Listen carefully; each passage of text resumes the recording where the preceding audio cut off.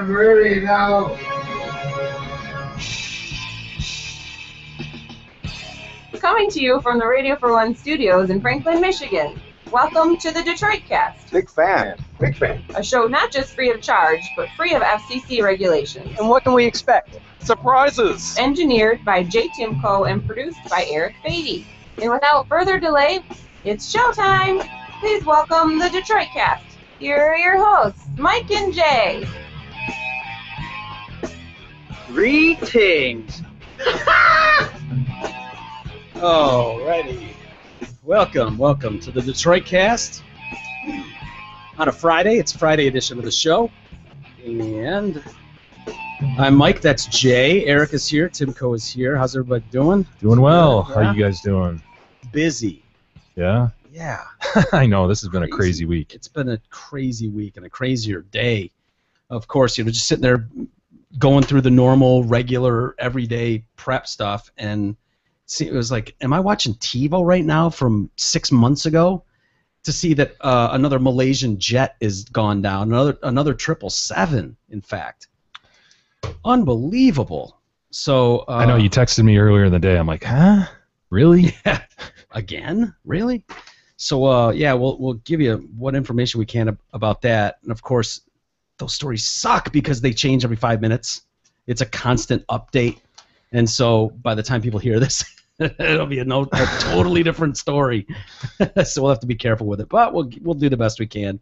A lot to get to, of course. It's a giant show, as always. So let's see here. We've got a sexting story that takes an unusual route, I'd say, with the how the law enforcement folks want to handle it. Yeah. Lots of depravity today, though. Yeah. Which we love, right?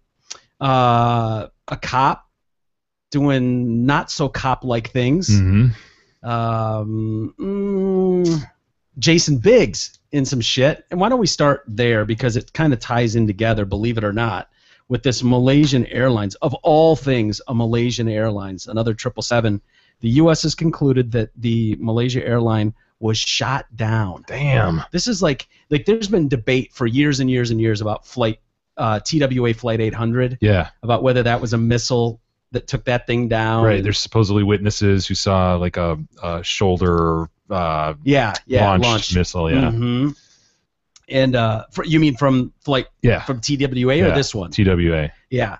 Well, I mean, we used to rag. Clark used to say that. We used to kill him for that for years and years and years. It's sounding more and more like maybe there actually was something that took that thing down, like a torpedo or a rocket-propelled grenade launcher or something. I think the company line was some gas tank problem, like some. Is that what it was? Yeah, some gas leak or something in an engine, and in a fuel tank. Boom. There you go. Well, this one, it doesn't sound like there's any debate at all. Yeah, pretty quickly they resolved it was shot down. Yeah, which is just crazy to think of someone on the ground shooting down a plane. And it's not like this is a 777 and a pretty full one. 295 human lives on board that thing. 295. And it was way the hell up there, too. I mean, at cruising altitude. Yeah. Let's see here. One radar system saw a surface-to-air missile system turn on and track aircraft right before the plane went down. A second system saw a heat signature at the time the airline was hit. The U.S. is analyzing the trajectory of the missile to try to learn where the attack came from. We must and will find out precisely what happened to this flight. No stone will be left unturned, Malaysia's prime minister said. U.S.'s Joe Biden said that Ukraine's president accepted an offer from the U.S. experts to investigate the crash of the jetliner, adding they will be on their way rapidly to see if we can get to the bottom of this. Biden said this is not an accident. It was blown out of the sky. Breakdown of the known nationalities. It always seems weird to me when they do this, as if it matters if the human lives were Canadian or American. Doesn't it seem trivial at that point? Well, it's sort of like a signal to you, like, should I care about this? Or it is. Are these just people way across the globe that we really don't? Yeah. It seems, but they always do it, and they always look for that. There were 2 Americans on board, and then it's like that becomes the sexy story in our region of the world. Joe and Rita Smith, right? And that's all we hear about. And God forbid if they have Michigan ties, look out, Then you get the locals involved, the local press gets involved and really care about the story more. Seems just silly, but all of a sudden Hank Winchester is on the front porch of Joe and Rita's second cousin. Right. How do you feel in this time? And dumb. But the known nationalities, and this shocked me because they were said. When I was watching the news earlier, they were like, still trying to figure out if there were American lives lost in this accident, and I'm like, well, of course there were. Like there weren't any Americans on board this plane. Of course there were. And then I'm reading the breakdown. Maybe not. Kind of felt like a dick. Was it going from the Netherlands? Was it? It was going from the pot place. Amsterdam. Amsterdam to Kuala Lumpur, okay. I believe, was the destination. Breakdown of the known nationalities. Of the 280 passengers, 154 were Dutch, 27 were Australian, 23 were Malaysian, 11 were Indonesian, 6 from the UK, 4 from, God damn it, Germany, 4 were from Belgium, 3 were from the Philippines. I'm sitting here going, come on, we're getting into the 7th round here. Someone take us. Someone draft us. 3 from the Philippines, 1 Canadian. That's as close as we get. Yeah. 1 Canadian. Still trying to determine the nationalities of the other passengers. So they're still holding out hope. Yeah, as if we want Americans on board. Come on. Just unbelievable. So does this reek of terrorism? Obviously, it's terrorism, but well, there's the conflict with the Ukraine and Russia, and I think yesterday didn't Russia shoot at a Ukrainian aircraft? Yeah. So they were probably on high alert. Maybe the other side. You know what? Yesterday was another one of these days where we got done with the show, and by the time we really got done with the show, it was 1:30 in the morning, and. So yeah, I haven't followed anything, dude. So, and so many of these stories are becoming like, it's just another day, another, how much can you read about the Gaza Strip? You can't say that. I know, but it's but when you're not getting any sleep and you try to cheat a little bit, it's like, okay, skim through stuff and find what appeals to you. Like those stories in the Middle East, and when I see Russia, it's like. Whatever, dude. Handle your business. Gaza Strip. It's been going on for how many thousands of years, right? Right. Yeah. So I completely get what you mean. You jump on CNN or Fox News or whatever your preference is, and you see kind of that Middle East story, and you're like, so see if something sexy catches your eye, and then you move on to the next. What's Kardashian doing today? Someone better pull a dick out really fast. I'm getting really bored with this story. Toy or something we can. Yeah, it's sad, but that's the truth.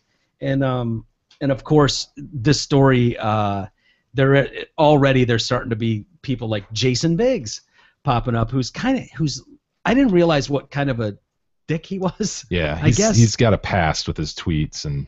Yeah, did he write a book? Is that what the deal is? Him or his wife wrote a book recently.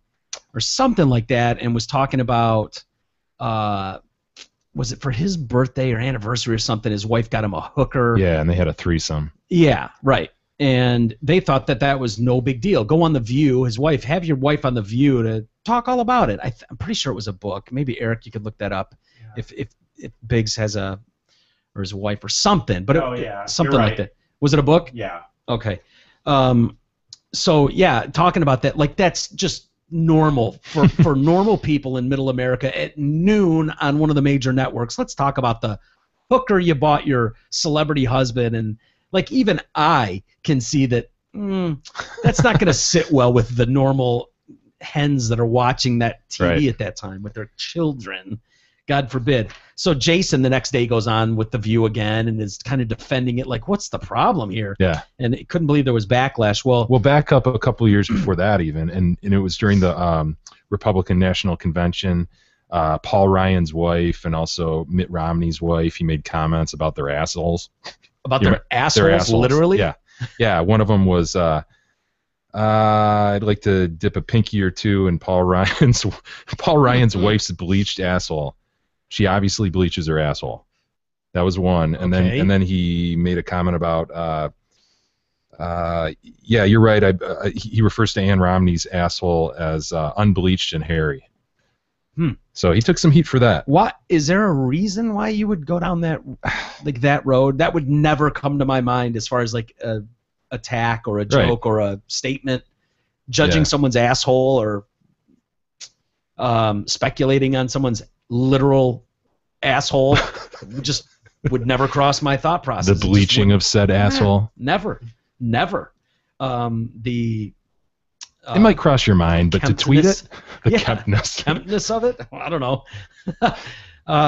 So yeah, it seems odd that you would go there. I'm wondering if there's like some backstory where literally backstory.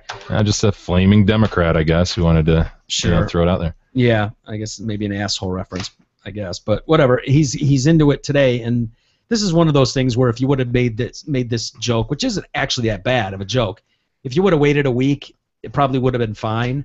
But he sent out, this was a tweet, and basically says of the jetliner that went down, the Malaysian one, anyone want to buy my Malaysia Airlines frequent flyer miles? That's pernicious. That's pernicious. Ill-informed, perhaps. No, you know what? I don't have that big a problem with that. And here's why. When you first texted me and said, dude, what the fuck? You won't believe this. Another Malaysian jet just went down. Yeah. My first thought was, wow, I'm glad I don't have Malaysian jet airline stock. Yeah. Sort of along the same lines. I mean, that was my first thought.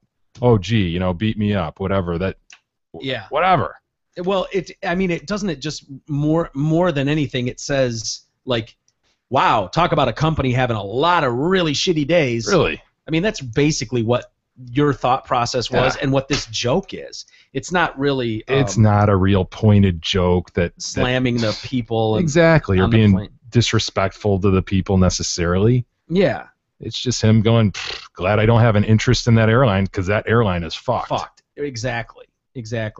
Well, the good thing is he's not backing down, thankfully. Usually we would see them on Kimmel or one of those, I am deeply apologetic for my views, and it was pernicious and ill-informed of me. And but apparently he's not backing down from it. People went nuts on him on Twitter. I like this one, though.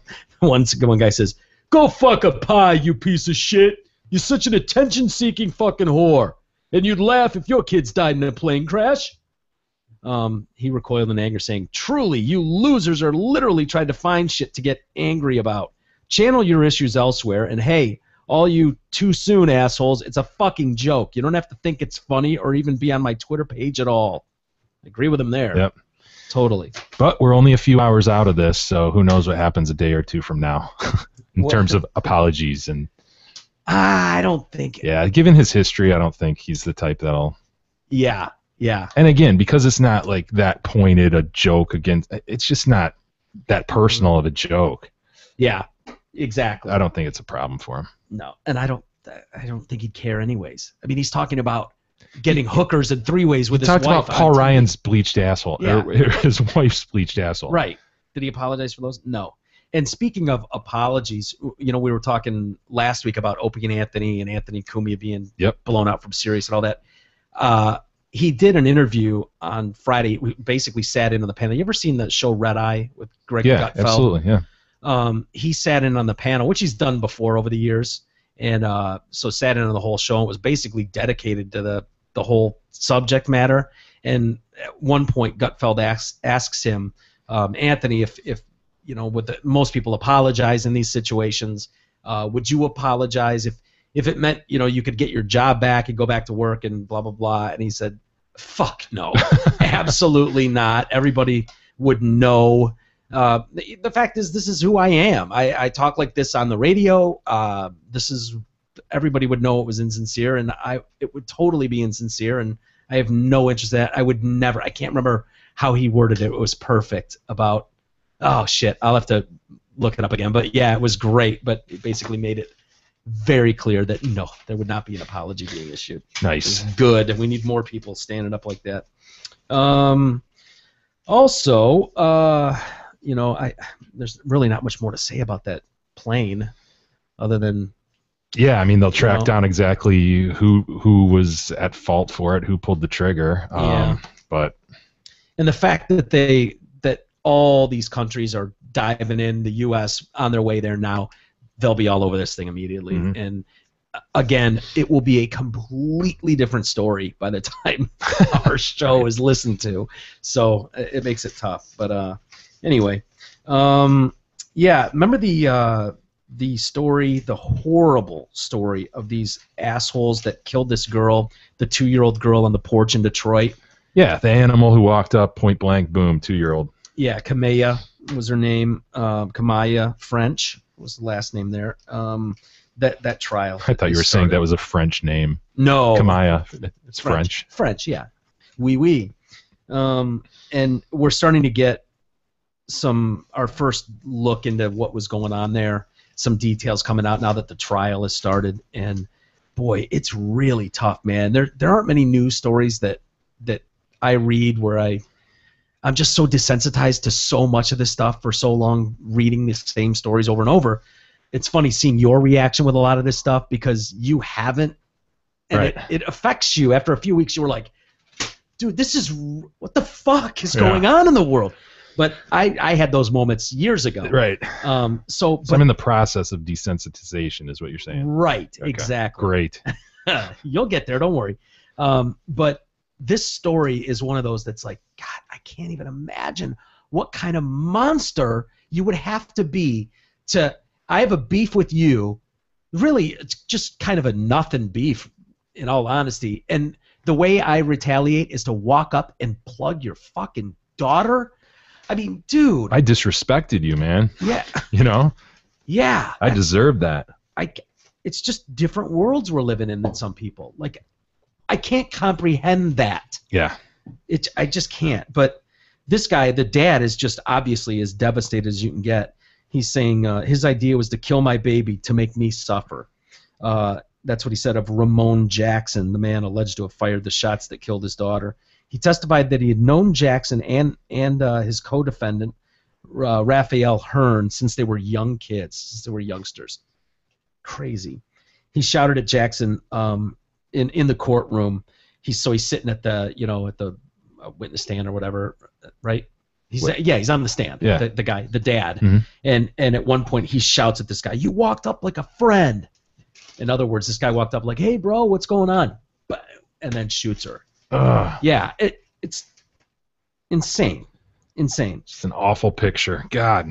You walked up just like a friend just before he shot Kamaya 9 times. He's also charged with shooting 12-year-old Chelsea Lancaster in the leg. She's recovering at home after being released from the hospital. Wednesday's preliminary exam ended with Judge Sabrina Johnson. You familiar with Sabrina Johnson? No.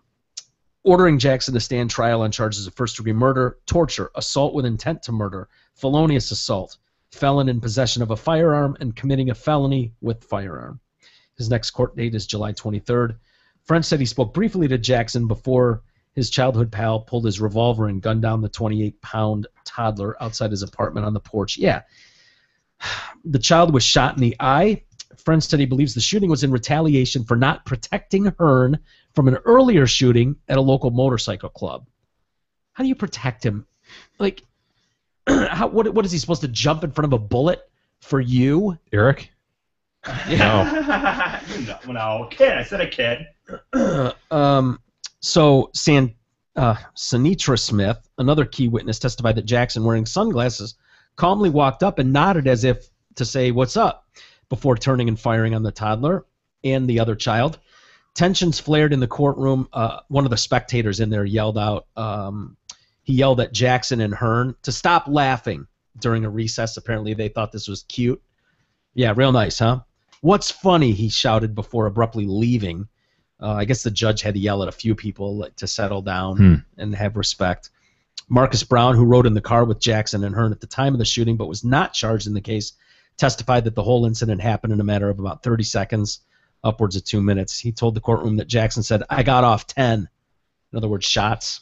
Holy shit. When he jumped back in the car. Yep. When he got back into the vehicle. After fleeing the scene, the three went to the Detroit River Walk. What's the Detroit River Walk? Is that just the walkway they mean? Yeah, along Okay. Yeah, by the river. She was buried Saturday, Kamaya, in a nice twist here, on what would have been her 3rd birthday. Cute, huh? That is such a small little person. 28 pounds. 28 pounds. Do you do arm curls with 28 pounds? So what was going on? The case has been painted as retaliation for a shooting, as I mentioned, in the motorcycle club. Hearn, known as Shoes, had come into the club where French spends time to buy ecstasy. Nice. But asked for an escort out because some people there did not like him. So he was asking people in the club for an escort out because people didn't like him. All right. Problems began, French said, when Hearn got a gun from his car, returned to the club, and shot someone. But Hearn also was shot. French said that Hearn blamed him for not protecting him, but he said he didn't realize until the July 1st shootout that this guy was even holding a grudge. Like, dude, this is taking place literally 10 minutes from here. Mm-hmm. 10 minutes down the road. This is how people are living. Like, you walk into a club because that's your usual spot to get ecstasy, right? That's the spot. And you go get a gun, walk in, shoot someone, you get shot, and now you're pissed at someone because they don't stand up for you the way they think you should. This is like Hernandez in Boston. Mm-hmm. Those two poor souls who are left the club thinking nothing, and turns out they bumped the guy, and out of respect. That's what I was going to say, man. So much about respect and disrespect. You know? It's like, you disrespected me, bro. Your ego's that big. That's all you got in life is this sense of respect. Yeah. And you pull up to him at a red light and just unload your gun and kill two people who bumped you in a bar spilling a drink. You just signed a $42 million contract days earlier, and you're worried about some asswipe in a bar bumping into you? Good Lord. It's tough, man. It's tough to even make sense of any of it. It really, really is. It doesn't seem right to go this route right away, but speaking of college football, Hernandez, I guess, it's a nice side move there, but we're finally getting details about payoffs for college football in the playoff season. The first time they're going to do a playoff. It's going to be awesome. No? Do you think so? I think so. Yeah. Of course, there will be problems immediately. Oh, sure. Teams will get screwed. And, yep. Of course. The one team that's on the edge that's left out is going to bitch, and there's going to be a great example, and there's going to be a workup about how they ought to be in there, and blah blah blah, and why don't we expand this 4 more teams? Oh, why isn't it 8? I just wish it would have been 8. Right off the bat. Well, it's a start. I wish it would have Yeah. been 8, but just because I do It's a think with start. 4, you're right. Yeah. I just think if you're gonna do it, I think there's no chance it doesn't. Well, they end up still being, have bowl games. They still will have bowl games. But yeah. So, No, I know. You're right. I You're just right. think 8 is a guarantee, no question to me in a top 8. Okay, teams have a chance. I think there's a question at 5th place. That's all I'm saying. No, you're right. There's no doubt that a 5th place team in a kind of round robin tournament could absolutely run and take out a 1 seed and win a title. And the thing for is, sure, which would be awesome. I just think it's going to happen eventually. I don't think it's going to stay 4 forever. I think eventually it'll just be 8. There's too much money in it. Right. There's too much. I mean, not that they're not going to make the money either, they regardless. will. But you would think that at those games, the bigger the games, and if you do a playoff system in college football, you could do a 64-team tournament. It'd be huge.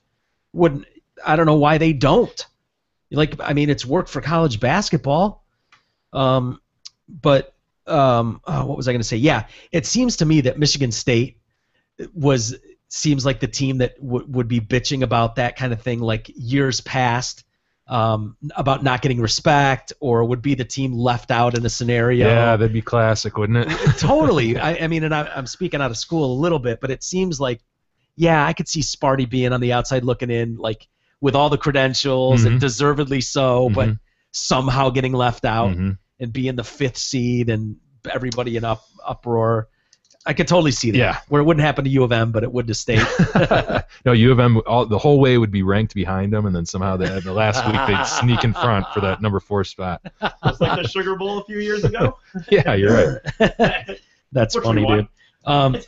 The other thing is there's always going to be those like schools no one cares about. The Appalachian State who runs the table, goes 12-0. Oh, we've got an argument. Yeah, and they'll want to get in, and they'll usually not get in, and so it will be in their best interest to expand it for sure. But boy, the money is enormous. I mean, they make a ton of money on those bowl games now, this year and the previous with the bowl championship series. the Power 5 conferences will almost double their financial haul from in the first season of a playoff compared to the final year of the BCS. Official estimates are saying that the ACC, Big 12, Big 10, Pac-12, and SEC each will draw a baseline amount of about $50 million in the first year of a 12-year contract. The other 5 football bowl subdivision level leagues will split $75 million, more than 5 times greater than their combined payday in 2013. Damn. Yeah. Holy. The total TV revenue from ESPN hasn't been disclosed, but it will average at least $470 million annually over the life of the contract. Ticket merch sales and sponsorship deals could add $40 million to $50 million annually. In the BCS's final year, the baseline distribution was about $27.8 million for those. So, yeah, from 27 to 50. Other revenues include conferences will receive $6 million for each team selected as one of the 4 playoff participants. There will not be additional funds for the teams that advance to the title game. Conferences will receive $4 million for every team selected for a non-playoff bowl in 2014, that meaning like the Cotton, Fiesta, and Peach Bowls. Each conference will receive $2 million to cover expenses for each participant in a semifinal and for the championship. Notre Dame, of course, has to get their own special.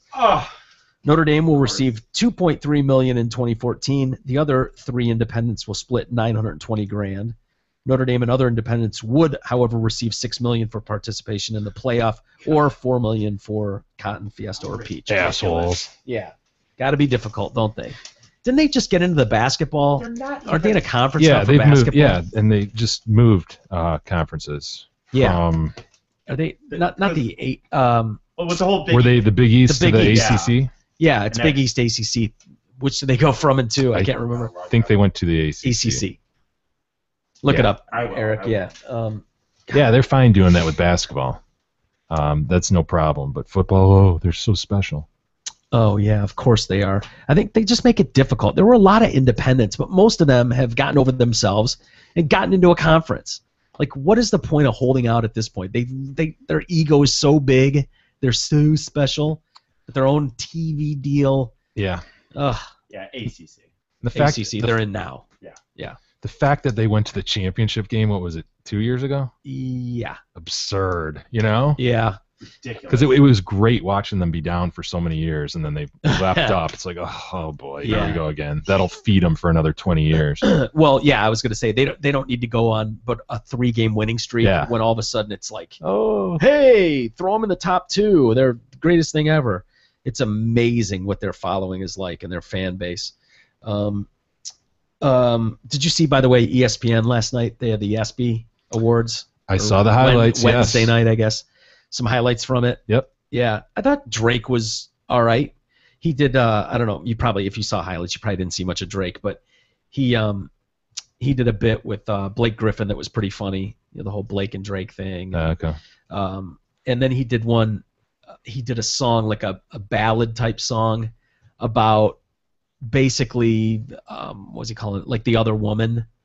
You know, I should maybe in the break I'll cue it up and we can play part of it. It was pretty funny, but talking, you know, you're in a room full of guys who probably have a lot of other women on the side. What was he calling it? My side woman or something like you're that? Right. It was like some side. Yeah, you're right. Something. And in the song, he's even singing like, you know, all you motherfuckers are like nervous as shit. Want me to go on to another song, which was funny. But definitely the most touching moment of the night was the ESPN's Arthur Ashe Award, which was given out to one of the most brilliant players we've seen in a long time. I mean, really, as far as NFL careers go, off to a just an outrageous start and certainly worthy. If there was ever a sure thing, right? Well, yeah. God. Well, the good thing is you're able to tell, you know, before game, but even before the preseason, really, you can really pinpoint and see like this guy's going to make it in the NFL, this guy's not. We didn't used to be able to tell, but now we can, and so. Knowing that this 7th round draft pick is definitely going to make a mark in the NFL, and I'd say early in his career too. It seems perfect that Michael Sam would win that Arthur Ashe Award, and I know it's not for play on the field; it's for the what is it called? Courage Award. Yeah, courage. I've got a problem with this. This is such a fake historical moment. Yeah. We're cramming this into a narrative like he was up against this wall of discrimination. Yeah, being held back at every being corner. held back. No, this is not a guy who was like a first-round talent who, because of the discriminatory attitudes of the teams and society, he fell to 7th. Yeah. No, he barely got picked. He barely was a draft pick, and for good reason. Mm-hmm. And it's funny when you watch this build up to him receiving the award, they gloss over the reason. The reason is he didn't perform well at the combine. He sucked at the combine. He's undersized and he's slow. Yeah, which is huge. If you're going to be a defensive end, I mean, he's a defensive line guy. Like, and I'm sorry, and I don't mean to rag on the guy. Good for him. I hope he has great success. But the fact is, a 7th-round draft pick at any position is a humongous long shot. I mean, that is a... Oh, yeah. That the odds of him making it in the NFL at all are slim at best. Slim. And the problem is... Well, that's the irony, because he will make it now. He's got a spot assured because of this. And so for them to suggest that because of this homosexuality, he's been, up against it, no, it's bullshit. Doors have opened because of this. I was just going to say, if anything, his career is advancing leaps and bounds because of this announcement that he came out as a gay guy. No question. I mean, seriously, doesn't it feel like that? Absolutely. He is assured a spot on the Rams this year. They cannot cut him. No. Jeff Fisher stood up when he received this award and hugged him. This is like the he head was coach. Crying. Jay, I'm dead serious. I think he was crying. The head coach, an NFL team's head coach, is there for a guy to get an award, a 7th-round draft pick. Yeah. He's in person. He's there in person to hug him, and he's crying with him. Yeah, you're right. The problem is there were, 7 picks left in the draft when he was taken? Yeah. I mean, they were down to the end.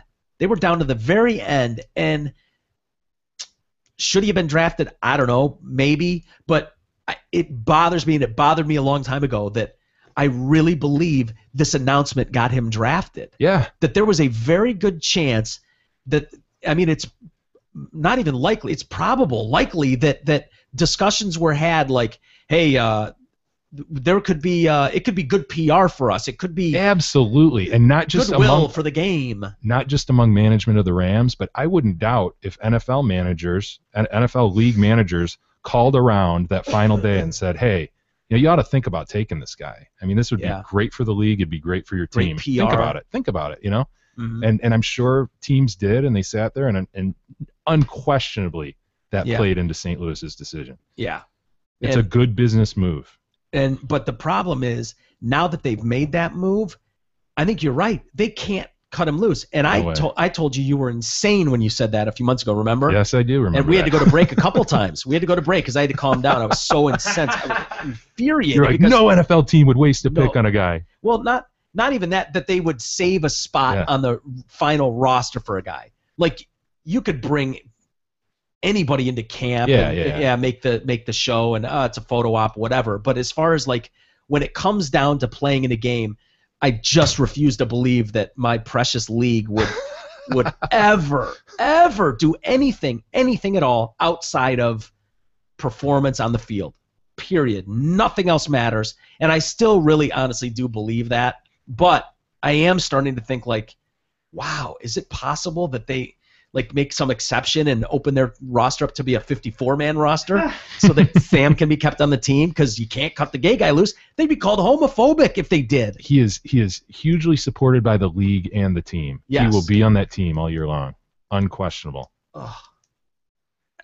And again, this isn't the case of a star running back who's just no questions asked, first, second round, third round pick. Yeah. This is a dude who is very, very borderline. Yeah. And so they're sort of cramming this narrative. They're cramming the wrong facts into the narrative. Mm-hmm. You know what I mean? And they want it to be this story, but unfortunately the facts just don't make it the story they want it to be. Yeah. Yeah.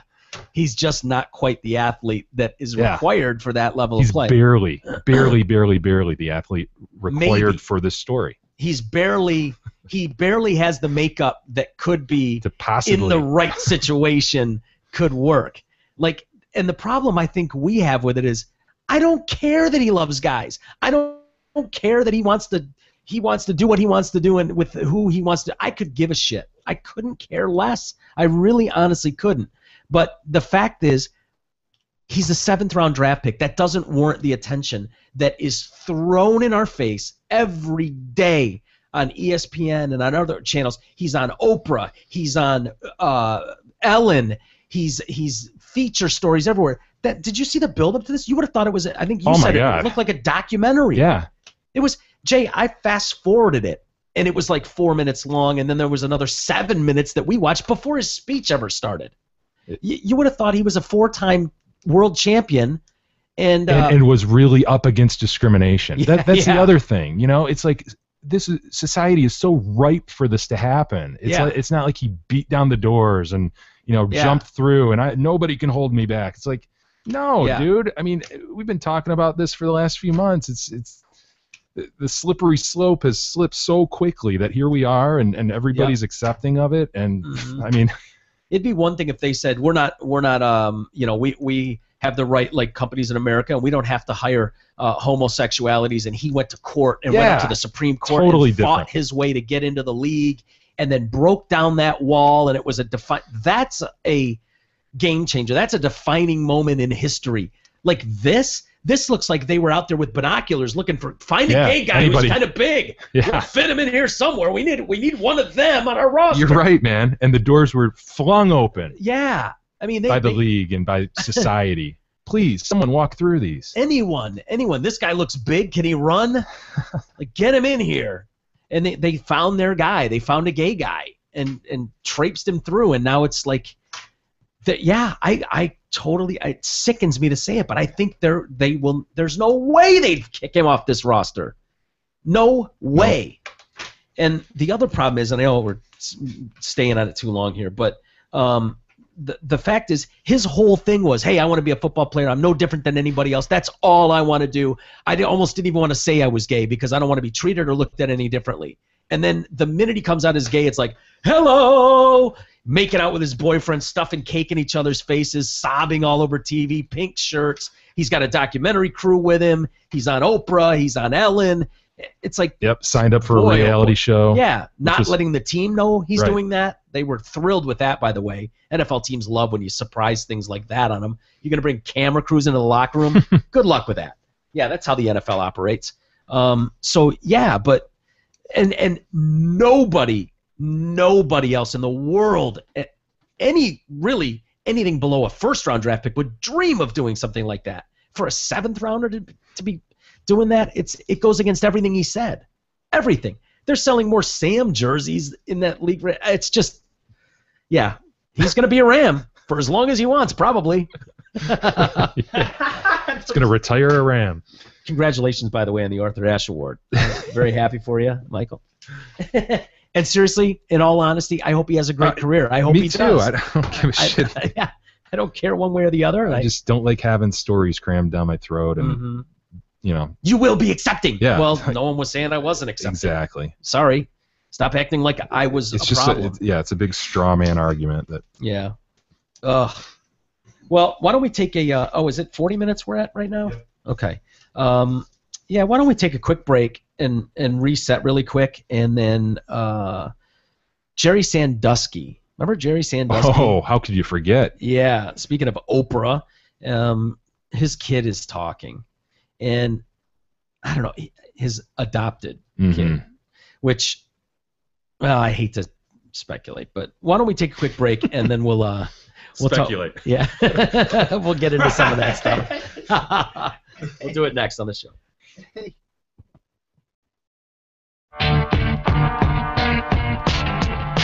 The Detroit Cast continues after this short break.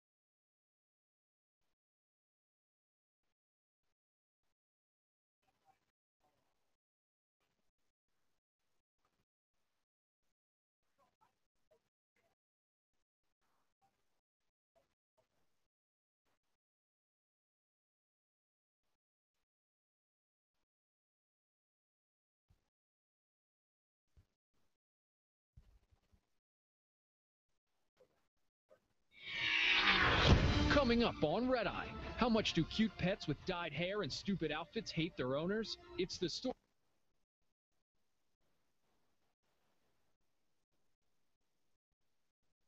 $80 billion, and the Congressional Budget Office projects an even lower deficit for the budget year ending September 30th. Who are we kidding? Let's address the elephant in the room, the racist elephant. You can't spell rant without ant. Last week, Anthony Cumia, seen here in a moment of quiet reflection, was fired by SiriusXM after he posted a bunch of unusual tweets following a fight with a black woman in Times Square. Cumia wrote, "So I'm taking pics in NYC and a black girl who was in frame punched me in the face. I called her an effing," and then we have that weird kind of language I don't understand. I learned that from cartoons. There you go, because that's what she was. Then she punched me 5 more times. She's lucky I was a white legal gun owner or she'd be dead. Then 5 blacks started giving me the S word, and I'm not talking about sass. He kept going, unfortunately. They aren't people, it's a jungle out in our cities after midnight. Violent savages own the streets. It's very Travis Bickle. They all came to defend this pig. I had to yell like a dog's. The automatic jump to violence in that community is astounding. Well, obviously, Anthony's Twitter feed had been hacked. At the time, he was volunteering at a children's hospital, right? Nobody would have believed that. So I didn't even mention it. Why are you protecting Jim Norton? Yeah, that seems to be my goal in life. Protect my buddy Jimmy Norton. No, I have to admire you for you didn't pull an Anthony Weiner. No. My brother at one point even said, "Can you just say somebody got your phone or something?" I'm like, no, it doesn't work like that. People, first of all, people that listened to me on the air would have known. Yeah, he talks like that on the show all the time. For 10 years at SiriusXM, I had spoken like that, stringing together lines of obscenities in nonsensical fashion that somehow don't.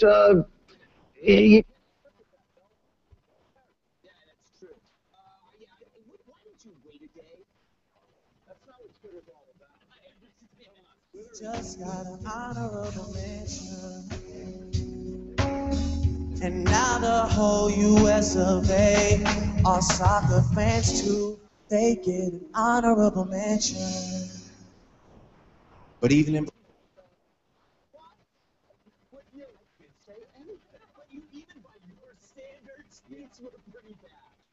championships like real. Katie, I know you hear me. Well.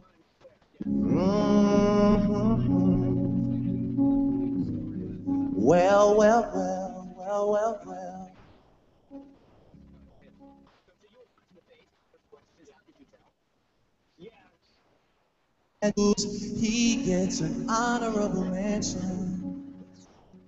Hey, it ain't so bad being number 2. Yeah.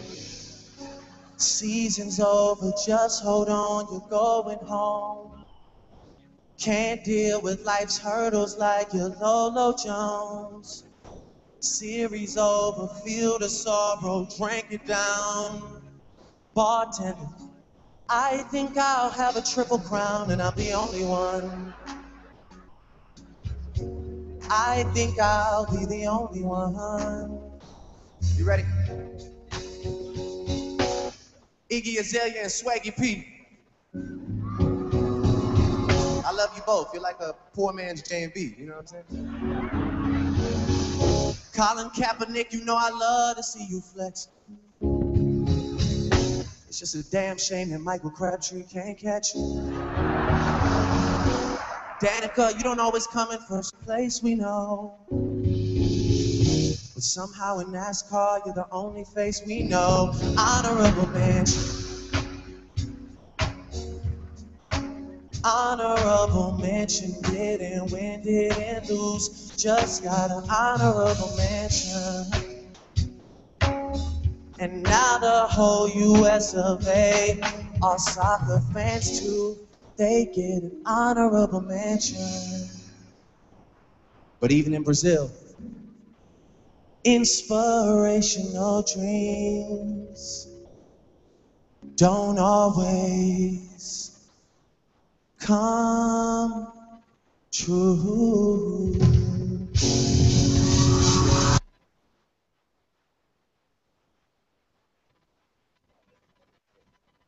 I hear you calling out.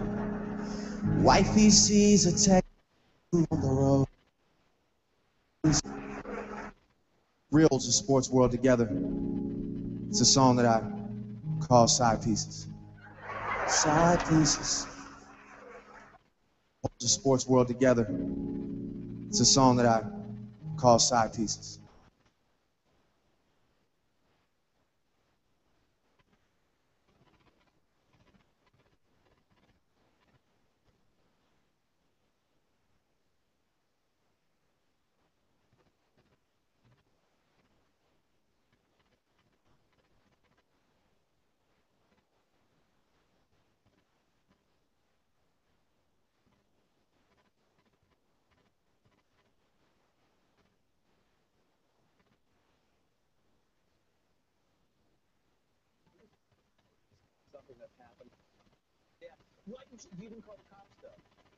Yeah, that's another thing I'm catching crap for, that people say it didn't happen because he didn't call the cops. I've known so many cops over the pretty bad.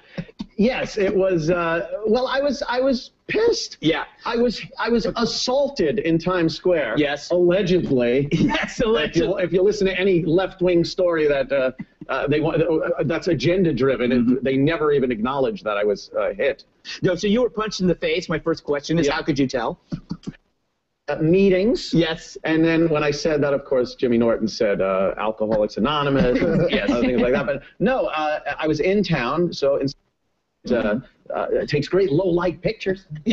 Crap for that people say it didn't happen. Use up the police resources in the pinnacle.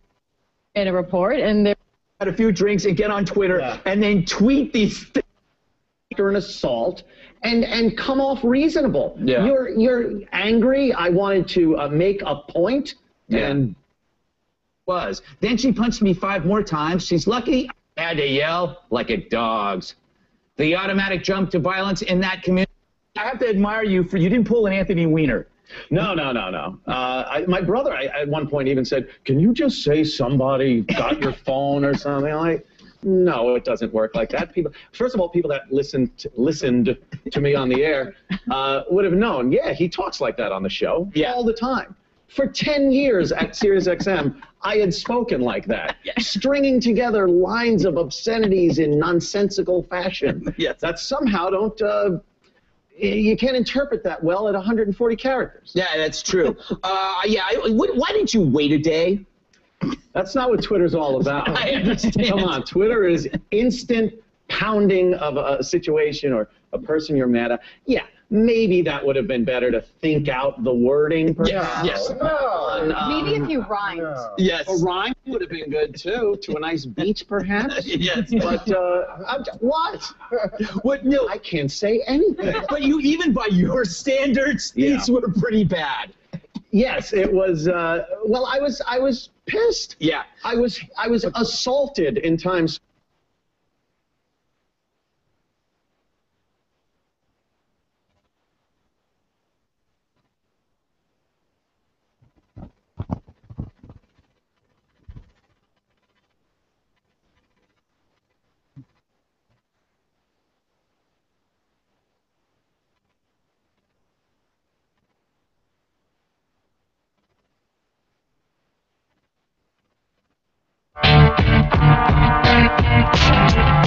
The Detroit Cast continues now, bitches. Here's Mike and Jay.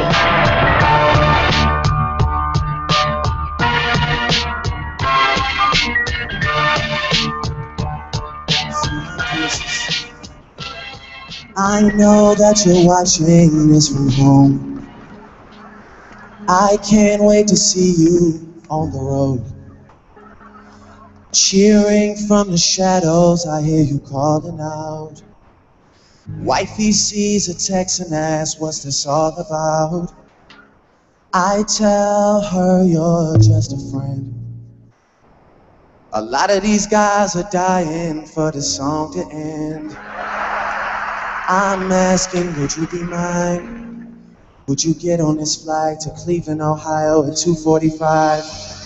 I Had a rough game, I took 2 shots, I was 0 for 2. Tough day, I need that one thing only you can do. Skylar, this is the one thing that I would be for you. This goes out to all my side pieces, side pieces, side pieces. This goes out to all my side pieces. Pretty good. Mm. For You know that you'll never be the main one. City to city, I see you and we're in the same one. Side pieces. Side. Los Angeles, I want you to make some noise for the real king of side pieces, Brian McKnight, one time. Yeah, it's pretty ballsy for a crowd like that to be doing a song about cheating on your girl, which you know half that room is doing. Wonder if he had consulted Weird Al, if he could have improved that a little bit. Hey, nice. Nice, man. You following the Weird Al thing? A little bit. Eric was playing that shit today. He's a fan of Weird Al. Yeah. Were you I'm a not fan? a huge fan, but I am a fan. I thought you were a pretty big fan. It's clever here and there, but Yeah. the idea of like going to see Weird Al, no. I'd like to see him. I'd like to see him once, actually. Maybe I should go next time. I did an interview with him once. Really? Yeah, my partner called in sick that morning, Beagle.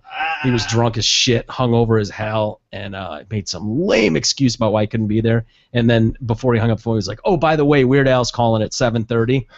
And I'm by myself, no producer, nothing, and I have to do this interview, and I got Weird Al on the phone, and Oh boy. I had no idea why he was calling. I didn't even know he was coming to town. It was the worst interview in the history of radio. It was embarrassing. Yeah, it was live. It was awful. Awful, yeah. How was it? How was he though? I mean, Weird Al? Did he seem cool or? Did he help you through it? Or- No. No. No. It's just like crickets. Yeah. Hey, Weird Al, he remember knew. when you did that? That was awesome. I didn't even do that. No? It was just like, so, what are you up to? What do you got going on? Oh wow. Yeah, it was bad. Dude. It was awful. You probably didn't know a ton about him, right? I mean, it's No. not like you grew up a Weird Al fan. Not really. No, I mean, it was like, yeah, I like your song Fat. Yeah. What can you really say? But the basics in that situation, you should know that he's coming to town and tickets go on sale Friday. And, like, I didn't even know that. It was sprung on me, and there's no excuse. I shouldn't have even done it. But yeah, that's what I think of when I think of Weird Al.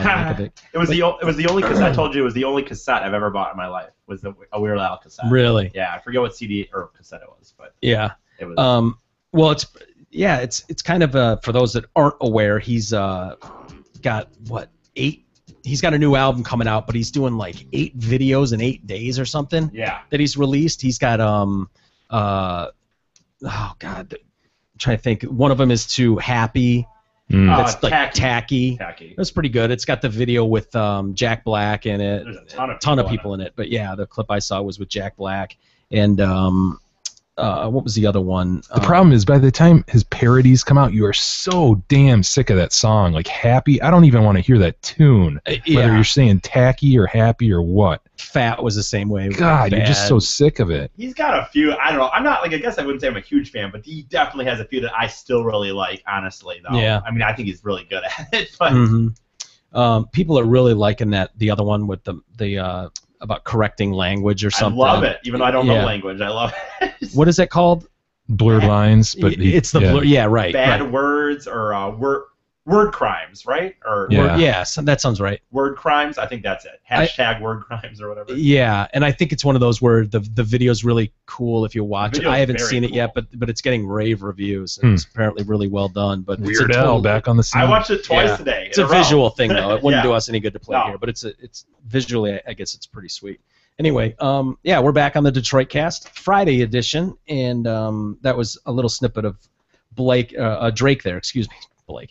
Drake last night on the ESPYs on ESPN. Speaking of rhyming names, Blake and Drake, you just said. Mm-hmm. Do you remember the guys we used to work with at Jeans Hardware? Mike and I back in the day worked at Jeans Hardware in Farmington Hills. Mm-hmm. We were just low life, just little, I carry went bags that of far. salt out for people and shit. We didn't know dick. With you our know? blue vests Oh yeah, right across the street from Harrison High School. Hell yeah. And remember Shane, Blaine, Dwayne, and Wayne? Yes.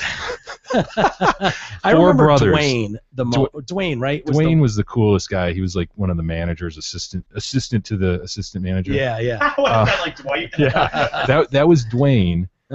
Blaine was kind of another manager, but then Shane and Lane were the little brothers.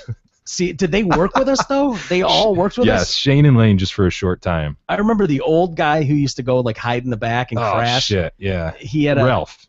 Yeah. He'd be like, "Yeah, shit, bitch, yeah, fuck that." He'd be just smoking cigarettes just all day long. All day, just drop them on the floor, put them out. Yeah, you could do that. You could just smoke in there and put it on the floor. Yep. And then at the end of the night, get the push broom out and sweep up the odds. It was a different world then. But yeah, I remember he would just disappear, and he had like a spot in between the wall. That's right. I swear to God, that was like that he'd like dug out like a rat would dig their own hole, and it was like he had a little pillow. Nest. He had a nest, totally, and he would be gone. He just disappeared, come out like stretching and stuff. What's going on? Shit, bitch. What you guys doing? And he'd just sit back there and then hibernate in his hole. Yeah. I remember your brother, G worked there. Yeah. And he and I matched up on shifts a ton. G and I worked a ton together there. Yeah. And he would always get in trouble, and he would just grab handfuls of nuts and bolts just out of the random little receptacle things. You know, you go to a hardware store and you're looking for he'd just grab them and just chuck them just into random areas of the storage container. Yeah. Awesome. Wow, Greg, chill out, man. Oh, that's hilarious. And then when they'd catch him doing that, they had a bucket, like a 5-gallon bucket of unsorted bolts. Now you sort them. Yeah, they'd put them on a stool in front of this bolt area and make them sort them out. I don't remember him ever doing that, but that's hilarious, dude. Yeah, you guys worked a lot together. I do remember that. But you two were probably the best workers there. You and G. That's saying something. He dropped a toilet down the stairs one time. G did? Yeah. Really? Yeah. Dropped a toilet? No. That was won't think of his name, but another kid on our shift did it. It was not G. Sorry, G, if you're listening. He's going, no, that wasn't me. He is listening. But he'll get married, by the way. He'll also remember, if we want to go radio for one right now with me and G, he'll also remember where Glenn, the manager, grabbed my ass, and I took off booking around that store yelling, "Fag and Jeans Hardware." That's at the top of my lungs. Fag and Jeans Hardware! Fag and Jeans Hardware! I just took off running, and the manager's trying to catch me and get his hand over my mouth. Shut the fuck up! It's like a Saturday afternoon with just tons of customers. I so remember that. Fag and Jeans Hardware! Fag and Jeans... Just shut him up. Yeah. Customers, all these old men and women walking around looking for a PVC pipe connector. It was so ridiculous. We knew nothing about that shit at that point. No, it was just a constant game of, I'm not real familiar with that, but we've got an expert in that department. Jay, you want to get over here? This guy, constantly handing the ball cocks over to Mike. This guy's looking for a PVC expert, and I told him, Jay is our guy here. He is the guy, and he just walked away. Well, you're in good hands now, sir. You're in very good hands. What an asshole. And it was just constant paybacks for each other doing that all the time. It's ridiculous. We were paid for that. Not well, but we were paid. We were. God, customer service. It was fun. So funny. That was when The Simpsons first started. And yep. Have you talked about that? Just the fact that a little bit over the years, we've interviewed Al Jean, not Senior, who we worked with. Al Jean Senior is the guy who owned the hardware store where we worked. Al Jean Jr. was the producer and one of the main writer for The Simpsons. Billionaire. Yeah. I mean, he's one of the main dudes. And Mike and I, before The Simpsons was anything, we remember the family coming in wearing T-shirts with these cartoon characters on. Oh yeah, this is The Simpsons. We're like, whatever, man. Yep. It was right when that show was starting. Yeah. I mean, right then. It was it's crazy when you think about it now. And that family, because there were always certain characters that would pop up on the show that were written about. Well, you look at the grandpa, and frankly, he looks a ton like Al Senior. You know. And I know Matt Groening. That's supposed to be like Homer and Marge. I think were based on his actual parents and stuff. But there's no doubt that there were very much similarities in certain characters with people that we worked with, and they all were such unique. Oh my God! Person you could do a sitcom on any one of those people or a show on any one of those people. They were. It was an incredible place to work. Yeah, it was, and it's still going. I It's know. amazing that a mom and pop hardware store would still be. One of a handful left. Yeah. And they literally do have anything. I mean, if you need that fucking copper fitting, you know, that you can't find at the big box store. That's Yeah. a big box store. Go to Jeans, man. They'll have it. They'll take care of you. Yeah. Ralph and Glenn will take care of you. Yeah. I wonder how many of them are still there. Jeff and Glenn. Guaranteed Glenn is still there. Yeah, it wouldn't surprise me. Anyway, and this has nothing to do with Jeans Hardware at all. But yeah, we got a few things to get to here, and this story is amazing. I wish I knew where this was. Manassas. Is this even in the country? Prince William County? Virginia. Good call, Timko. A teenager accused of sexting a video to his girlfriend is now facing a search warrant. City police and prosecutors want to take a photo of his erect penis. You can't make this stuff up. Possibly forcing the teen to become erect by taking him to a hospital and giving him an injection, his lawyer said. Well, couldn't they just let him watch a porno? Well, at 17, do you really need a shot to get going? Just show him a tit. Just say the word tit. Yeah, right. Or just follow him around for an hour. I just spring one anyways. The judge allowed the 17-year-old to leave the area without. I guess he wanted to go out of town for vacation with his family, and the judge is letting him go without before this whole warrant. They've ironed this whole thing out, and so he didn't have to do the picture yet. It's still up in the air whether they will, but he's facing 2 felony charges for possession of child porn and manufacturing child porn, basically meaning he's in possession of the nude picture of his girlfriend, and manufacturing would be him sending his girl a video that he shot, right? Yeah. 17 and 15, right? Yeah, like the classic Romeo and Juliet situation. Totally. It seems a bit harsh, doesn't it? It does seem a bit harsh. The problem, I think, is that her mother freaked out, saw the video or a picture or some text and freaked out, and called the cops, and then they got to investigate and do their job. But this whole...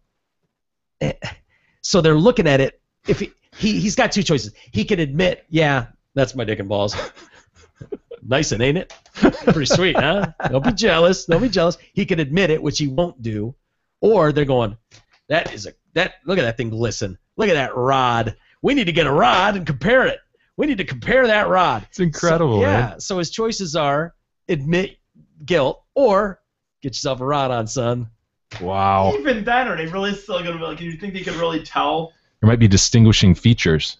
Yeah. Yeah, that like Clinton. Didn't Clinton have like a big nasty? Oh yeah, he's got hook in his Peronis. dick or something. Yeah, he's hanging to the left, man. That thing's he's Peronis. We used to play that bent boing, that boing yoing. Yeah. For Clinton.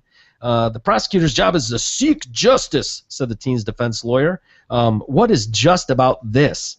How does this advance the interest of the Commonwealth? This is a 17-year-old who goes to school every day, plays football, has never been in trouble with the law before. Now he's saddled with 2 felonies and the implication that he's a sex predator. I don't mind trying the case. My goal is to stop the search warrant. I don't want him to have to go through that. Taking him down to the hospital so he can get an erection in front of all those cops, that's traumatizing. This idea of getting an agree. injection. I know. Dude. What is that injection, by the way? Fuck, I don't know. And where, I mean, right in the dick? Or where are you putting this? know. Where are you putting this? That's Wonderful cruel question. and unusual. Wonderful question. Yeah, why wouldn't they just give him a Viagra? That's what I was going to say. Or What, an something. injection? I assumed when you said they were going to give him something, they were going to give Yeah. him a Viagra. I've never heard of that. Seriously, an injection. I know. I want one, by the way.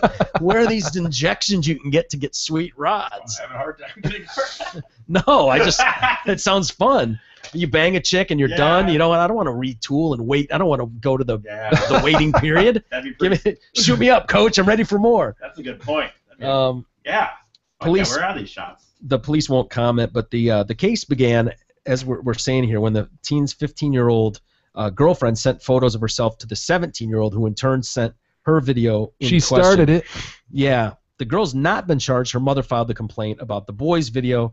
He's been served with petitions from juvenile court, and this gets a little confusing. Maybe you can answer this, Jay, but He was served with petitions from juvenile court in February and not arrested, but when the case went to trial in juvenile court in June, prosecutors forgot to certify that the teen was a juvenile. The case was dismissed, but police immediately obtained new charges and also a search warrant for his home. Police also arrested the teen and took him to juvenile jail. They took photos of his genitals against his will. Oh! Yeah, but he wasn't hard. He was not going to get hard. I wonder if they were like flicking it, trying to get it going.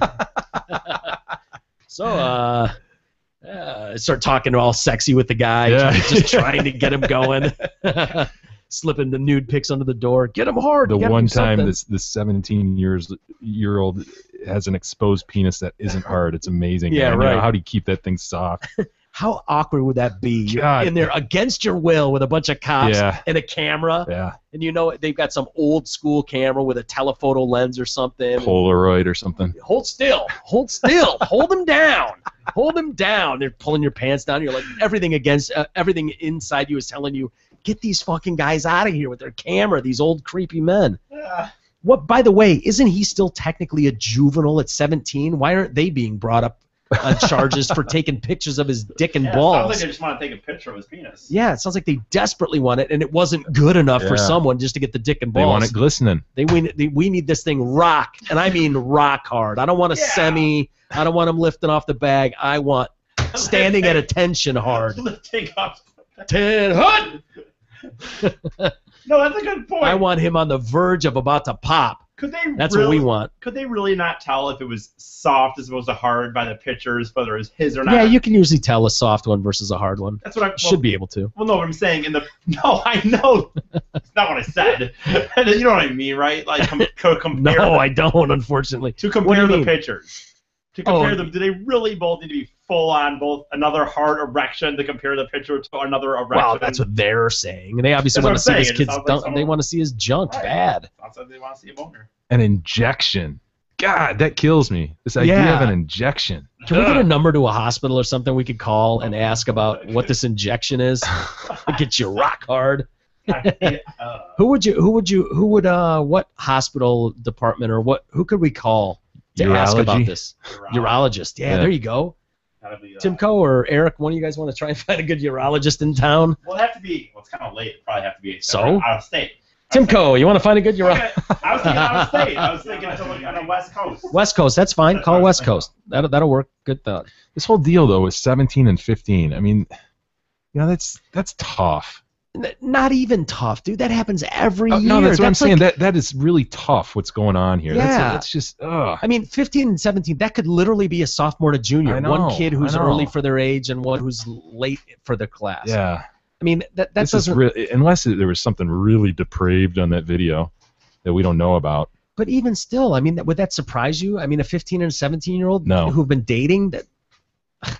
I mean, I think we all did that. Especially when she exchanged first, right? She sent him something first. Yeah, I thought that's what it said. It began when the 15-year-old girlfriend sent photos of herself to the 17-year-old. It was probably something where he was asking her. Yeah, you know. But either way, whatever.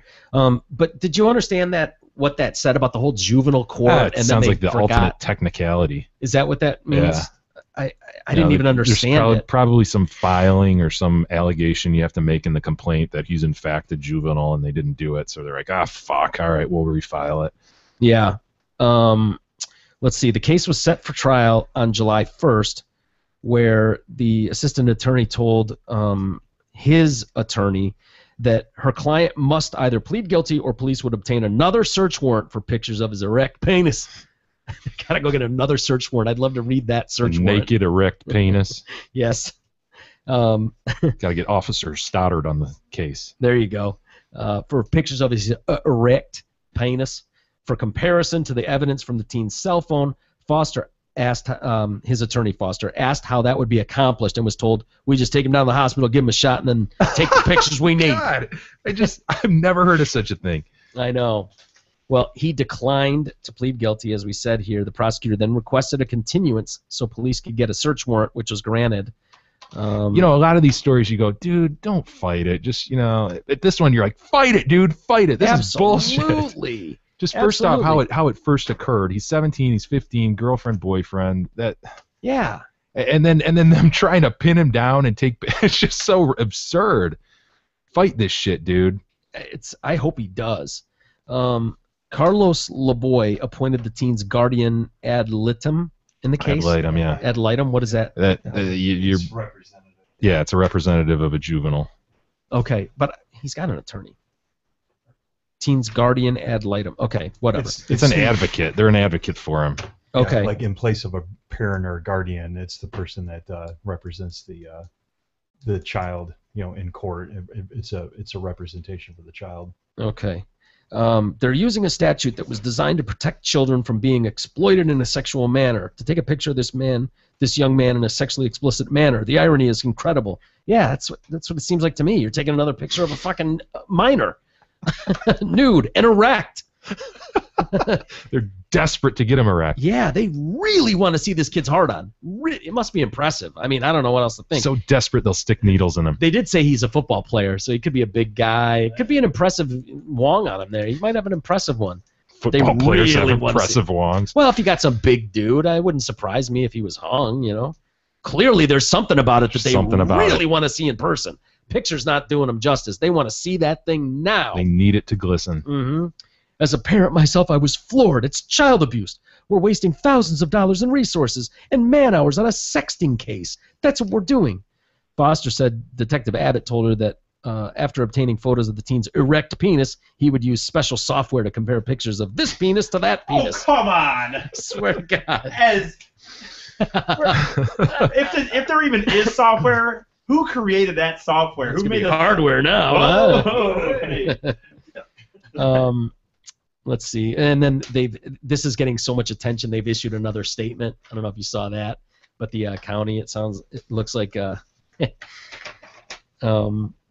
to, I guess, plead their case to the media now that this has hit the papers. Yeah. like, we really, really need this. Isn't as unreasonable as it sounds. No, it is. It's unreasonable. Well, should we try the... yeah, try a urologist. That'd be interesting. Children's Hospital, really? Children's Hospital, you think that's a smart idea? I got one, too. He's underage. I got one in Sacramento. He's got one in Los Angeles. Okay. Let's see here. All right. Well, we can try them both. I'll try the one in front of me here, and then if that doesn't work, be ready on yours, Eric. See, the police statement, they say that he was repeatedly told to stop sending the videos. Yeah, he kept sending. As if someone, Jay, if our parents were telling us not to bang our girlfriends repeatedly. Stop banging your hot girlfriend repeatedly. They could have told us 10 million times and been like, yeah, whatever. Yeah, I'll get right on that. Stop banging her. Come on. I mean, as if a 17-year-old would ever listen to his parents in that situation. All right, here. Okay. This is Children's Hospital. You have reached the Division of Urology at Children's Hospital of Los Angeles. Our office is currently closed. What? Our business hours are Monday through Friday from 8 a.m. to 4:30 p.m. If it is an urgent matter and you wish to speak with one of our residents, it's urgent. Please press 0 for the hospital operator, and that's for the urology. I'd say this is an urgent matter. Children's Hospital, how may I help you? Yeah, I was looking for someone in the urology department, please. 1 second. Thank you. Around the world. From our beginning. Yeah. The engineering department. After the tone, please record your message. When you finish recording, hang up or press the pound key for more options. Yeah, hi, this is Mike and Jay calling from the Detroit Cast, and we saw this story about this kid who's going to have to get his extremely erect penis photographed, and we were looking for some information about it, how they were going to do it, because normally you'd think that some chick would just jump on her knees and, wrap her mouth around this guy's dong, and that's how they'd get him hard, but they mentioned something about a needle and some shot that would, boom, instantly give this guy a rod, so we're kind of wondering what that is. Sounds barbaric. It does. We'll try you back. All right. It just seems unnecessary, the whole shot. God, it does. Nobody likes shots. Ugh, that's the worst. If it's anywhere near your dong, come on. You know what? Maybe we could call Dr. Roche.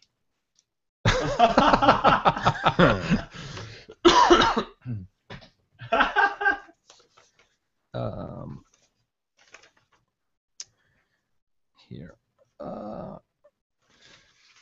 And the whole idea of this, fitting under a distribution of child pornography. Come on. Yeah. Could there be?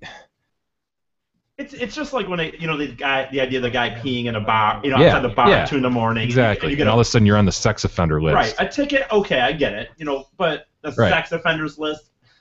It's not what the statute was, meant for. Come on. What? I'm sorry. Pissing outside a bar and all of a sudden you're on another situation of something involving on a sex offenders list. Like he said, I mean, a girlfriend, 17, 15. Yeah.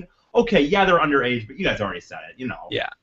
They have to at some point address that, right? This whole and I think, urinating outside of a bar at 2 a.m. versus it's a joke. And everybody knows it. Everybody knows it.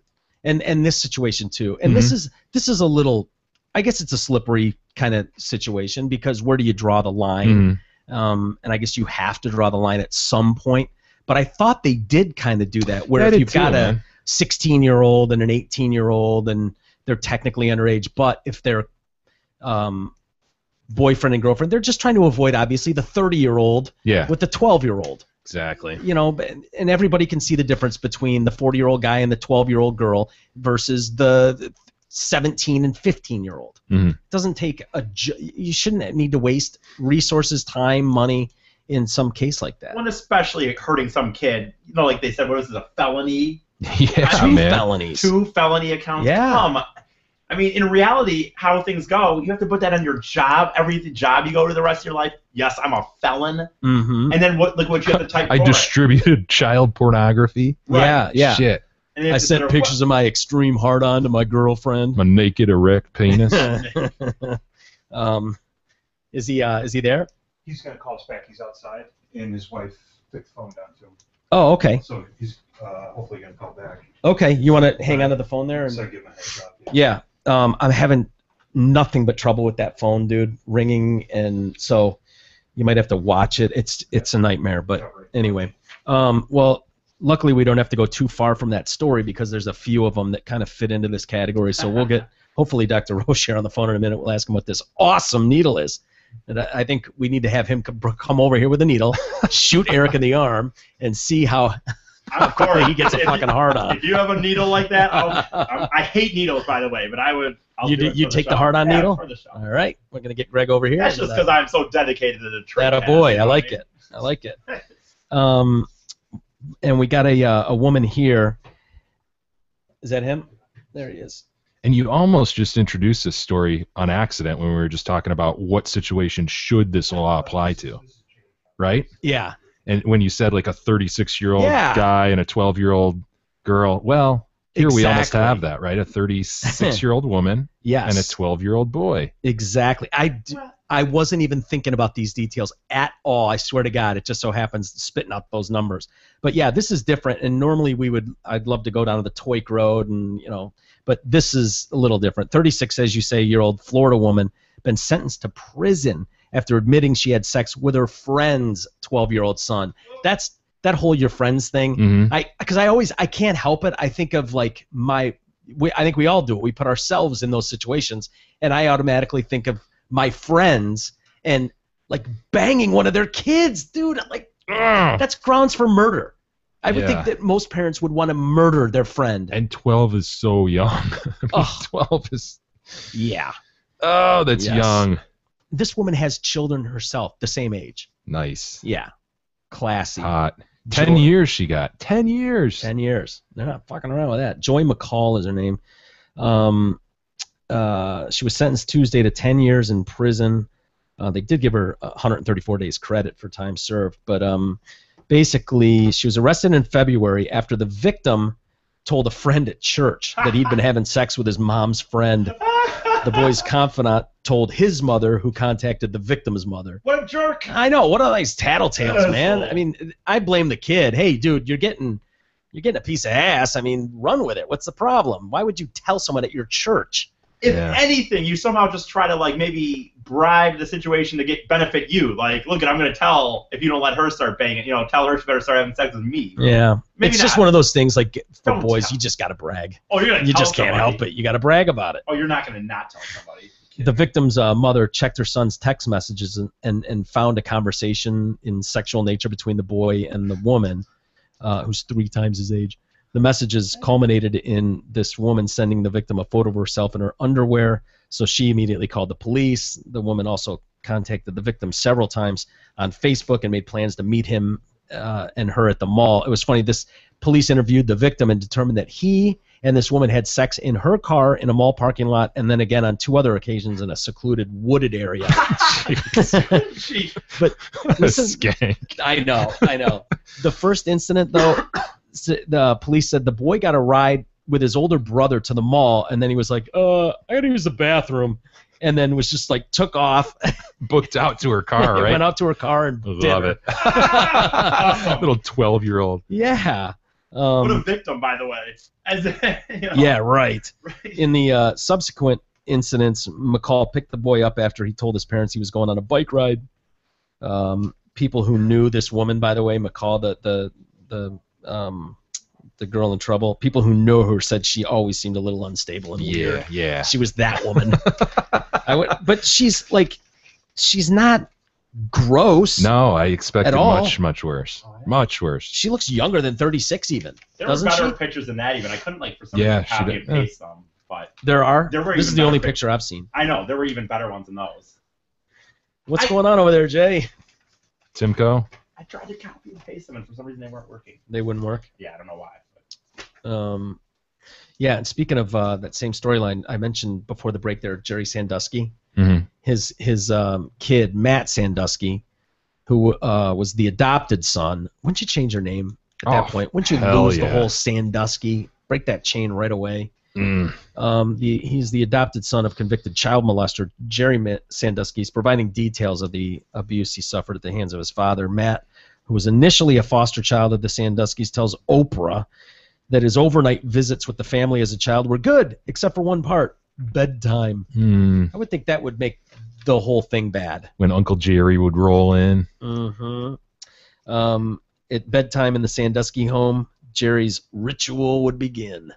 So, and they don't go into much detail. They're going to make you watch the thing, and unfortunately, I think it aired last night, but I didn't see it. Maybe we can find clips. You want to see if there are clips out there? Well, I guess, you know what? Don't even worry about it. If they're good enough, we can look at them tomorrow, maybe, or Monday. He was part of the settlement, right? There were several kids who settled. Yes. With Penn State. But was that ever disclosed how much money that was? I don't think so. I mean, do you think that would be a lot of money? Hell yeah. You think that each of those victims would have gotten like 7 figures? Yes. Really? Yeah. Wow. In the network said that Sandusky discusses the grooming, methodical control, and manipulation he faced. Yeah, that story is so insane. I don't know how much you read into that story at the time. Yeah, I kept up with it a bit. It is crazy, man, how many years that went on and how it was overtly just buried. Yeah, insane. Oh, is Dr. Roche there? He's there. Awesome. Greg Roche. Yep, hold on. Hold on, Dr. Roche. And the call ended. Son of a bitch. I didn't hit anything. He knows what. He knows what. He does? Yeah. Okay. Yeah, boy. Well, we'll try this again then.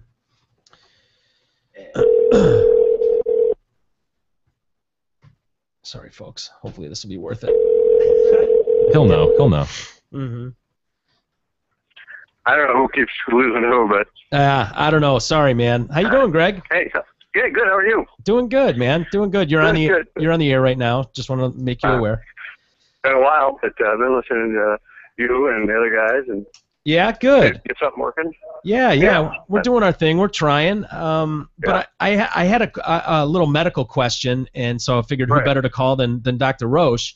Of course, anytime. Yeah, I love it. And but yeah, this basically there's a kid who was sexting with a girlfriend, and now there's a court order, and they want to get a nude, but they want him erect, and so they're talking about taking this warrant and going to a hospital and giving this kid a shot that will get him hard, and then being able to take a picture of his junk.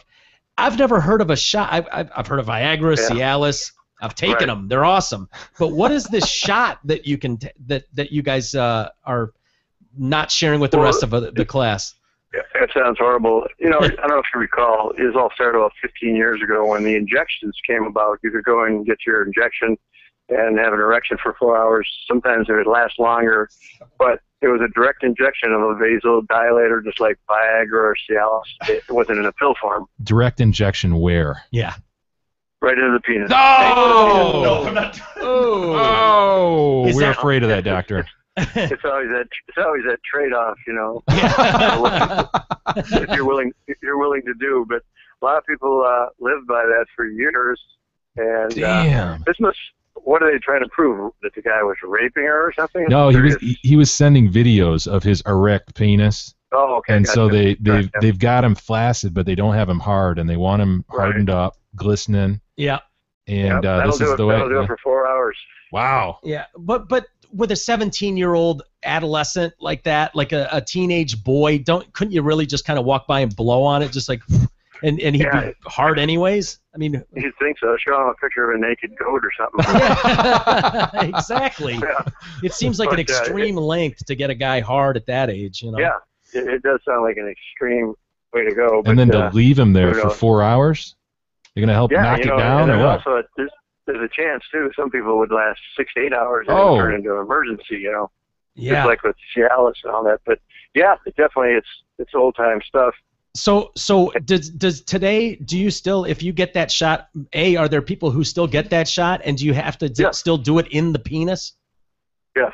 Really? And I think they've updated it, and there are people that can't tolerate the Viagra and Cialis for multiple reasons, and they actually have injections, I believe, that last for 14 to 30 days. You're not going to have an erection, but it just causes the blood flow enzyme situation to be better. Wow, so you could come in, get one shot in the penis, and then for 30 days you're good. You'll get wood when you want. Pretty much. Wow. They don't advocate it for going into the thousands, but. Yeah. So you guys got any openings this week? Yeah. I didn't know it was in a penis. Dude. I was trying to send our producer Eric here. I was thinking about either having you come by here, Greg, or maybe sending him down there to get this shot and see what it's like. But he's kind of afraid now. We'll do video. Yeah, we'll do a video. So is it instantaneous? I mean, it just seems like such a diametrically, you're sticking a needle in there and then you're getting hard. Yeah. Well, it's not instantaneous. Okay. It's probably a little shorter than Viagra and the oral meds, but you walk out of the office pitching a tent. Yeah. Hello? We lost him. No, he's there.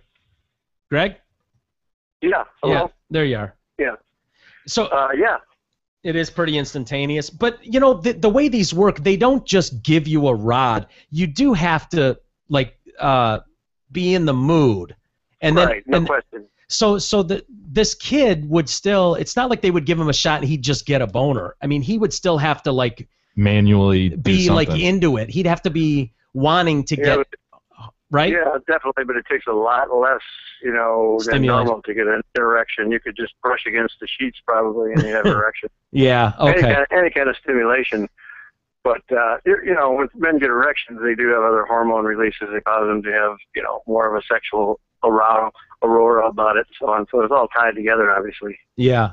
Huh. But, okay.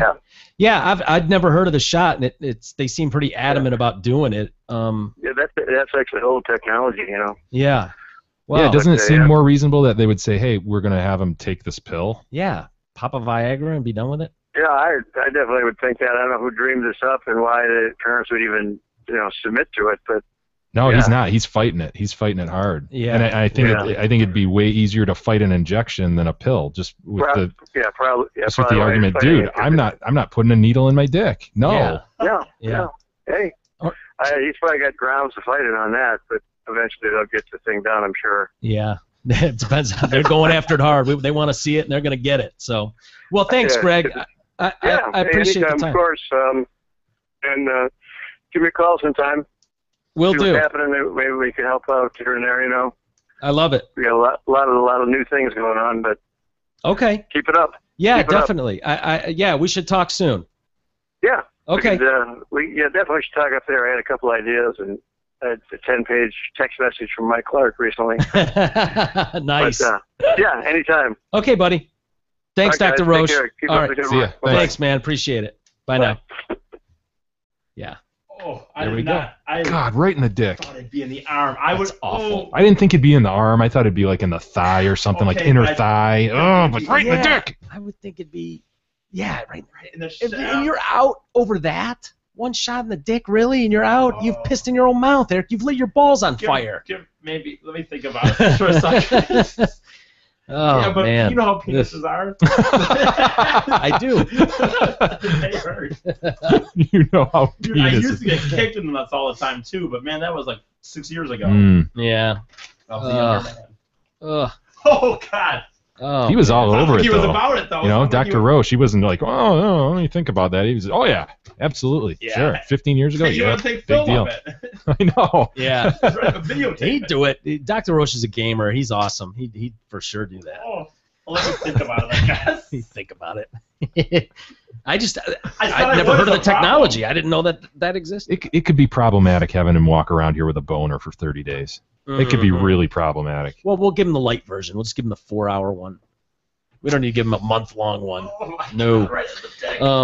Anyways, enough of the penis talk for one day.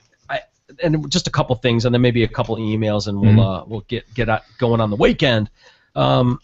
These stories are always a little disturbing, and this cop here stealing money from a dying motorist. This just his name is Aaron Huntsman, 19-year veteran on the force. Yeah, state policeman too. Pled guilty this week under the Alford Doctrine to third-degree larceny. I've never heard of that, and tampering with evidence, both felonies. Although he could have faced up to 10 years in prison on the two charges. The judge said he would impose a term in prison of 16 months, followed by 5 years of probation. His lawyer, Huntsman's lawyer, does have the right to argue for a lesser term when he's sentenced, coming up in October. But this guy walked out of the courtroom all smiles. Let's see what happened here. A plea. Where was it? Basically, this guy was in a motorcycle accident. Oh God, where was it? I lost it here. Huntsman was he was the first trooper on the scene. This crash scene. Walked over to where this guy Scalise, where he was laying. He bent down, picked up this guy's gold chain from a pool of blood. Oh. Yeah. He then took a roll of bills, $3,700 worth. This guy had He carried around $3,700. Well, he was it makes sense. He was like a owner or executive. He was an executive of this construction company. Gotcha. So him having a lot of money would be kind of normal. So he takes $3,700 that had been in this guy's pocket. Later, he told this guy, the victim's grieving father, that he didn't see any money on the victim. Damn. So, yeah. The cash was later found held with a rubber band under the front seat of his police cruiser. The police said Huntsman has maintained his innocence even after he was shown a video of him taking the money that was captured on the dash cam of his own cruiser. His own police cruiser is what got him caught. What a dolt. The victim's mother says John didn't deserve his memory to be tarnished like this, and we're finally glad it's almost over. After all we have gone through, we're glad that Huntsman at least didn't make us go through a trial. So the fact that he admitted to it and took this lesser whatever means they won't have to have the trial.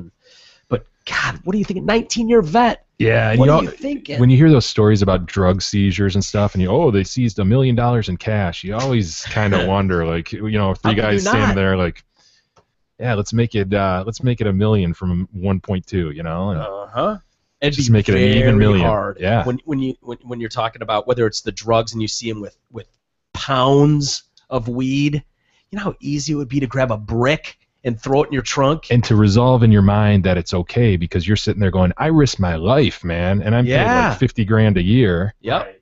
And I deserve this. I deserve skimming off this a little bit. This is just drug money, anyways. Yeah. It'd be very easy to resolve in your mind. Yeah, those police closets, those evidence closets where shit gets stolen all the time. Yeah, it does. It does. It's crazy, but to come upon a scene like that's pretty grim, man. yeah, Taking a gold chain out of a pool of blood and yeah, that's really tough. But the other thing is, it's not like the guy's a rookie. Yeah. It's not like he's a local. Well, it makes you wonder how long he's been doing this shit. Yeah, that's a good point. But 19 years, and it's not like he's in Mayberry in some little podunk town. He's just a one stoplight town. And I mean, he's a state trooper. 19 years. Like, yeah, you wonder. Whatever. And this disturbing story here: a trip to the supermarket for this guy. He plans on robbing the place, and doesn't get through with it. He's going to shoplift. Gets caught. The cops are called. They handcuff him and kind of throw him down at one point. He ends up breaking his ankle and sues. Sounds like he's famous for this. He's sued, won $20,000 at one point, $15,000 at another point for unrelated cases. This jury awarded him $510,000. Oh, $510,000. Even he was shocked at the award settlement amount that they came up with. Wow. Yeah. Is that not the craziest thing Pain you've and ever suffering, heard? dude. Yeah. Unbelievable. They say that some of these verdicts are just nuts. One of the guys here says, a law enforcement source who wouldn't be named. There's no rhyme or reason to the figure they came up with. Those guys are getting huge paydays, and for what? A broken ankle, $500,000 to a shoplifter? It's getting out of control. In this case, Jarman, let's see, Kevin Jarman is his name, the guy that got the money and sued and all that. He claimed that 5'5" Sergeant Samuel Morales approached him inside the store after a clerk reported the theft. The suit said the cop was intimidated by the 6'2" Jarman. So Jarman's 6'2", the cop's 5'5", and this guy appeared to be afraid of the plaintiff because of his size before slapping on the handcuffs, but quickly it turned nasty once he was safely shackled.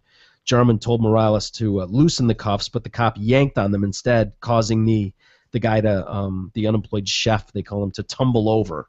So I guess that's where he broke his ankle. How fortuitous for him. This reminds me of those asshole robbers who are coming in the window and the resident shoots them and they sue the homeowner. Yeah, and win. Fuckers, yeah. It's Jarman couldn't steady himself because Morales had his boot. So it sounds like they maybe been fucking with the guy. But how about you don't rob a grocery store, asshole? How about that? And then we don't even get here and we don't have to worry about it. So he's handcuffed, and it sounds like maybe the cop had his foot out and kind of pushed him. And so he tripped and fell. But $500,000, really? This piece of shit wouldn't have made $500,000 in the rest of his life working. He wouldn't. Morales and the other officer named in the case laughed at this guy's collapse and threatened to post the footage on YouTube. So they were fucking with him. Yeah, so that's what about it right there. Those couple facts. The jury did not like them. Yeah. But still, $500,000. He spent 9 days in a Jamaican hospital. 9 days I've broken my ankles 3 times. Never spent a day in a hospital. Ugh. He's a pussy. He says he told the newspaper locally he was shocked at the size of the Mammoth Award. I'm doing great, he said. Yeah. They claim they're going to fight this. I wonder if this is one of those where it looks huge on paper, but gets knocked down on appeal. Yeah. It would have to, right? Mm. Any good email coming in today, Jay? The theme of today was kind of commenting on your sketch artist skills. A lot of people, I think, yesterday saw the sketch art. You mean his memorial? His memorial. God, such a seriously a sad story. It is. And you sketched a baby who passed away, and it's gone beyond that. It's really, we're looking at the sketch going, wow, what an awful sketch. At least that's what I'm thinking. I was sketching the fact that someone else sketched. Yeah. So I was making a replica of someone else's sketch, which I thought was obnoxious. It wasn't what the guy asked for. And so I just that's what I was doing. Yeah. really, well, some people have looked at it and they have some takes. I mean, I hope they're fans of my work. I think the best one probably likened it to Ronald Reagan. That's hilarious. If you turn it sideways and look at it, it does really look like he's going, "Oh, Nancy, oh." You know? Dude, it's the hair. Is it the hair and the mouth? It's absolutely the hair and the mouth. It really. If I tried, I couldn't draw a better picture of Reagan. I couldn't. I accidentally drew a great picture. You tried to draw of an Reagan. infant and you drew Reagan. How do I attempt to draw a 6-month-old and in turn draw a senior citizen? How is that possible? Then you got another dude chiming in here, and I'll read his name in a second, but I've got his picture up. He put your picture next to a Picasso, and there really is. I mean, it's arguably it's of the same genre. Yeah, I mean, kind of the simple lines creating a complicated picture. I'm not going to say I'm better than Picasso. I mean, but you're right there, right? Well, I'm just saying for the lack of training that I have. And that was Scott, by the way. Scott wrote in with that one. Yeah. You know, I kind of thought it kind of looked like Beavis or Butthead, the dad in the movie or something. Remember when they showed the dad? I do. The one time. Butthead. Yes, somebody commented that it looked like Butthead, which I sort of see a Reagan/Butthead mix there. Well, I don't want to claim that I'm anywhere like Picasso at all, but I can see why people would think that my talents would be on par with a Picasso. I mean, I see the similarities, and again, I'm way too humble of a person and modest to say that yes, I created a masterpiece. Right. Which is why you autographed it, of course. Well, I was asked to. I wouldn't have done that. I've never signed an autograph that I wasn't asked to give. However, I'd be lying if I didn't see the similarities between my work and Pablo's. Pablo, like your peers. Well, yeah, Pablo. Contemporaries. Anyway, so is that it? Just a lot of the comparisons between me and other masters in the artistic realm. Yeah, we'll save some more for next week. Okay. Well, thank you to Dr. Roche for coming on and explaining the hard-on shot. That was very informative. I feel like we all learned a little something today. And we'll get working on that and see if we can't shoot up Eric's dong. And, my God, I can't believe. Why did I say I would do get him it a month-long hard-on, huh? It's a hell of a prize, dude. Take it. Take the free hard-on. I don't have a hard time. You won't have anyone to use it on, but Yeah, I'm still doing fine in that department in my life. So. All right. Well, have a good weekend, everybody. And yeah, anybody doing anything fun this weekend? You got anything exciting going on? I really don't. Yeah. We'll see what happens. I'm gonna try yoga. No way. I swear to God. Where's that gonna be? Here. You kidding me? I'm not leaving. What time here. is that at? I'm not telling you. Like, are you doing doing your hard-on shot? Don't worry about it. You won't be around. You doing plyo or just yoga? I have no idea. Yeah, it's Beth. One of her girlfriends teaches yoga. No, you're not welcome to. Well, let me just clue you in. When they start doing the downward dog, you just get your head up and take a look. What's that? That doesn't sound just good. trust No, me. I know what Downward dog, get your head up. Really? Yeah. I don't and know make sure they're in front of you.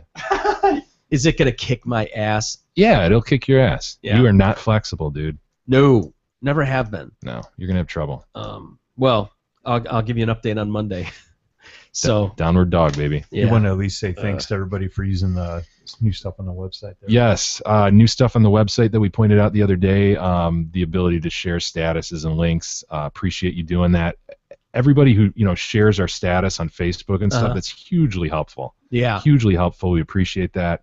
And to the extent you can take a moment to do that and are willing to do it, be awesome. Please do. And we'll have more updates to describe come Monday. Mm-hmm. We're just every day we're evolving and adding and whatnot. So we'll fill you in on all those kind of details as we go. But have a good weekend, everybody. Thank you for checking out the show, and please do what you can to spread word and let people know where to find us. And hopefully we'll get more and more people coming to check it out, and we'll be here for a while. So have a good weekend, everybody, and we'll see you first thing Monday.